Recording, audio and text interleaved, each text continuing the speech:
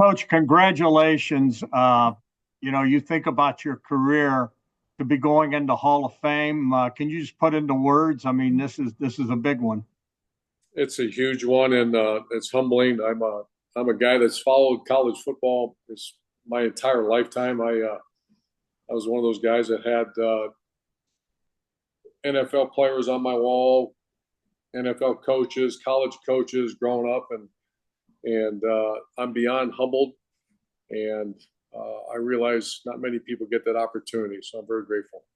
You obviously won three national titles, two at Florida, one at Ohio State, and you're going into the Hall of Fame. Uh, there's a lot of great guys in there, but not many guys did what you did. Well, someone told me today that every Ohio State coach following Woody Hayes has gone into College Football Hall of Fame, and it's you probably got one coming behind us now. So it's I think there's a reason why people get into Hall of Fame. First of all, they have a skill, which I did, of surrounding myself with greatness. I humbly look back at my coaching staffs over the years. So many went on to be head coaches, and I've arguably coached as good a players as anyone that's ever coached a game. So very fortunate, very grateful, and very appreciative. You look at this moment, and I know family's always been a big part of your life. To be able to share this moment now with your family. Yeah, well, they were the first ones to get the word, and my daughters are. I mean, it's you know this, Dom, as well as anybody, the closeness that I have with Shelly and my two girls and Nate, but Nikki and Gigi are over the moon right now, and making plans for next December, and I'm beyond blessed. Yeah, it's going to be in Georgia and in Atlanta at the College Hall of Fame, right? The banquet's actually in Vegas, but the College Football Hall of Fame is located in Atlanta. Speaking of Atlanta, there's a big game on Monday, and you kind of handpicked Ryan Day to follow in your footsteps. Just how proud are you of him to see him on the verge of hopefully winning his first national title? No, the succession plan that a coach has, I learned that from Bob Stoops, and my target was always 55 years old, and I wanted to go live life because I was a maniac as far as the way I did things, and I just wouldn't sleep. I wouldn't eat. I completely consumed. My family deserved to go live their life, and I was real hesitant until I found the right person, and I did. Ryan, I hired him. I've known him. He was a graduate assistant for me years ago at Florida. We stayed in touch. I followed his career. I hired him as a quarterback coach, but right away I saw he was much more than that. And then as time progressed, I went to see Gene Smith and the president, and I said, this is going to be our next head coach, and they agreed. And Gene Smith obviously had to make that decision, but he's done great. I'm very proud of him. To get hit in the face and be able to stand up and go even harder is a skill not many people have. Obviously, this football team, the leadership, and Ryan Day has that. Vince Lombardi used to say, it's not if you get knocked down, it's if you get back up. He definitely got back up after that loss to Michigan. Yeah, like all of us, I'm a Buckeye.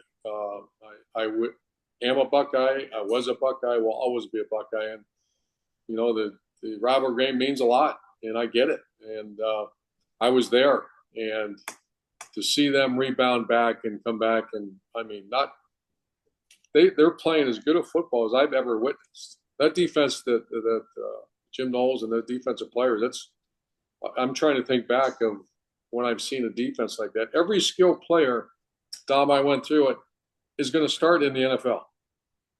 Every skilled player will make an impact in the NFL as a starter. Has that ever happened before?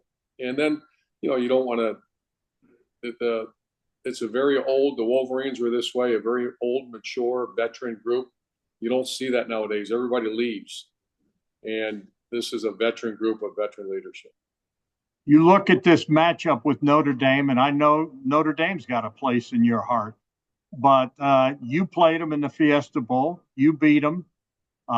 Jim Tressel beat them.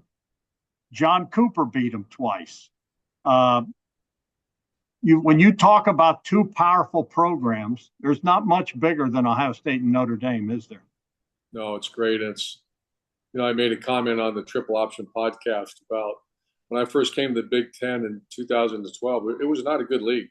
You can, and I'm not offending anybody, but it was not. You go to bowl games and lose. Some teams won. Ohio State won a couple, but the talent was not there. It was some really great players, just not the depth of talent. And to see what's happened, the transition of the Big Ten and then now Notre Dame is phenomenal. It's almost hard to explain how that happened. I'm anxious. I'm going to do a little research in the offseason. I can't wait to watch the NFL draft to see if the Big Ten closed the gap, because for years the SEC had so many more players drafted than the Big Ten. But I think, when Illinois beat South Carolina and the Wolverines beat Alabama, I'm starting to think, wait a minute now, because I drank the SEC Kool-Aid, and I still, SEC is fantastic, but the Big Ten has passed them. What do you remember about your win over Notre Dame, and how special was it? Well, I'm Irish Catholic. That is one of my dream places. I did coach there for quite a while. My son was born there, baptized in the log chapel there. Marcus Freeman is a friend and a guy that I have great respect for. Al Golden is a hell of a coach. They have great players. I know the culture there. It's hard. It's hard. That's a hard job. Academics are real. The student body is fantastic. I just think it's a great matchup. It's great for college football that Notre Dame's back where they should be.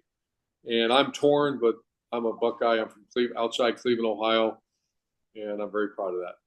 I asked Tress, I talked to him, and he said, and Marcus played for him, Marcus Freeman. And I have said to people, I said, let me tell you one thing. I covered Marcus Freeman, and I know what he's about. He will have his guys ready, and they will play hard, and they will play good defense. Tress couldn't pick a winner. He said, I just can't. He goes, he's close to Ryan, and he just said, I can't pick. Well, I'm close to him too. Marcus didn't play for me, but I'm also an analyst. That's what I do now for a living, and I watch both films. I watched them play live and in person. Ohio State obviously more than Notre Dame this year, but Notre Dame's dealing with some serious injuries. They're dealing with that tailback. He hasn't played a lot in the last two games. He's one of the best in the country. They're going to need him. They've had some injuries on the defense side of the ball. I think they got to refuse to lose mentality in the locker room. They are tough as nails. I witnessed it against Georgia. I witnessed it against Penn State. I was there at the Penn State game. They're a violent, tough, rugged team that finds a way to win games.